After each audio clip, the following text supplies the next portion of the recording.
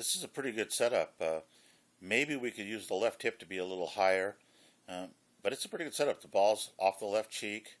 A little of that's because his head's turned just a tiny bit. Let's go ahead and watch the takeaway here. Little handy action right there. See how the hands did something right away. We try not to use our hands on the takeaway. What I try to do is try to get the left shoulder to take the club away. But what he's doing now is he's dipping and really not turning at all. The problem is this knee right here is moving in the wrong direction. The heel's coming off the ground, and he's not able to get his club under his chin. We'll also notice right here a whole lot of cupping in the left hand. Let's see if he flattens that out on the way back to the golf ball. Now he's staying there. He's got the hand flattened pretty good, but he scoops. See there, it's cupped again. At this point now, the left wrist, where he is now, should be where he is at impact. The club should be right there on that line, not so far forward, because he hasn't rotated his shoulders at all into the golf ball. He's actually where he kind of was at setup, even his head is further back. So we're going to get him to rotate more into the golf ball. There he rotated the club over, and now he's leaning forward instead of driving the hips forward. So that's not too bad there, except he hasn't rotated his shoulders. His shoulders should now be on that first yellow line I drew in. That yellow line. He should be up and down that line right now. Okay? On through to the finish. Head's out in front of the hips. This is not too bad of a position if you're looking at it statically, but when I saw him address the ball, it looks to me like he's got his heels pretty well planted and his toes are a little up. And what that'll cause will be a takeaway that starts with the hips rather than the shoulders. Now let's just kind of watch as he goes back. Watch the hips. There they go. See how the hips go first? And the shoulders aren't going down. They're going back level. So he's opening his hips right away and not getting his shoulders turned. So he's pivoting on his back right heel on the outside of it, which then robs him of power. Now he's going to do a little dive move here. At this point now, if he relaxed a little more, the club should be parallel to the ground without swinging back any further. Just getting a little more relaxed.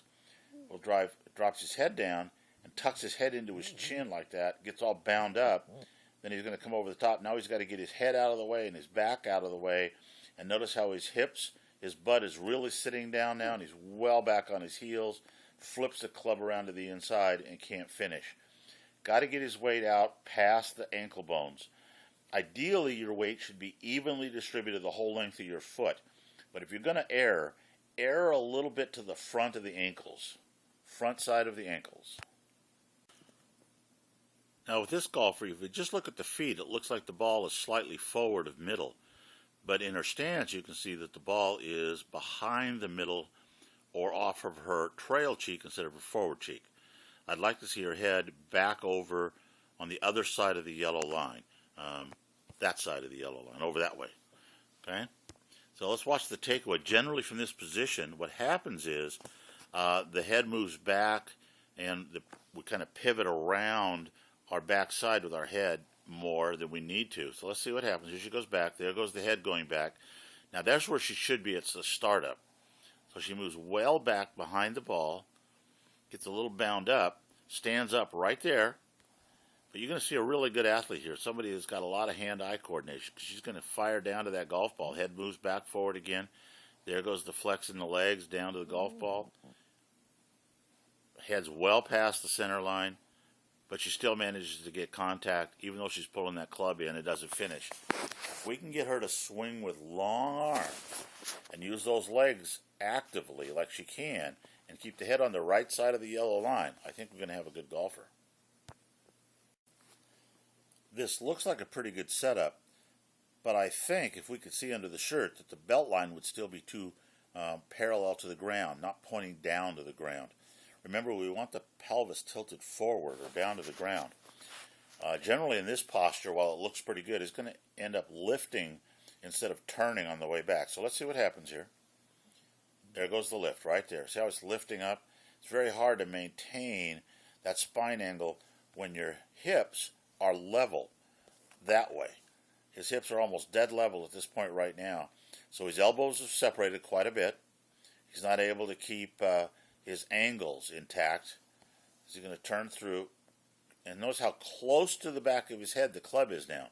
It should be out past his shoulder of his trail arm, and this arm, instead of going this way, should be pointing down.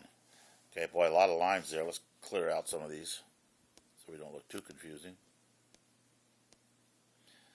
All right, now start back down. Drops the club nicely. See how it rotates the club? Does a great job of dropping that right elbow into the side. Swings a little to the left there. That's why the club is going, ball is going out to the right a little bit. Cut it a little fat. Remember, when we catch it fat, he doesn't like that shot. When we catch it fat, it just means we didn't get our weight forward soon enough, and we try to compensate by hitting it with our hands, especially our right hand or trail hand.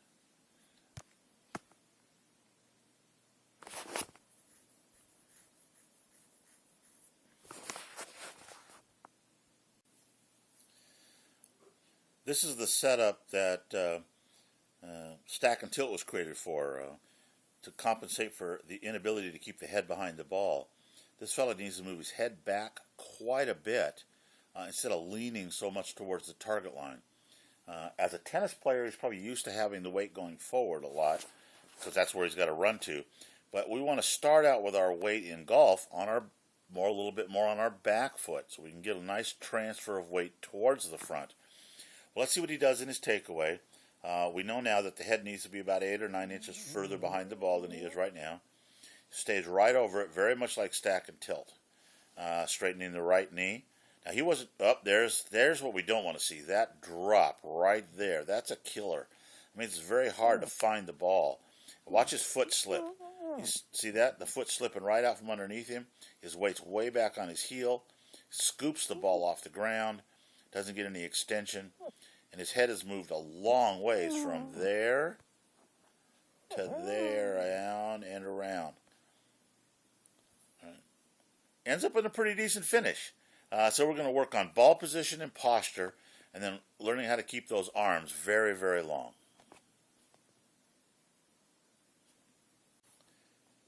It may not look like it, but I'm standing perpendicular to this golfer's target line. So you can see that the ball is way out in front. What he's done is he's opened his shoulders to get to square up to the golf ball. So let's watch the takeaway here.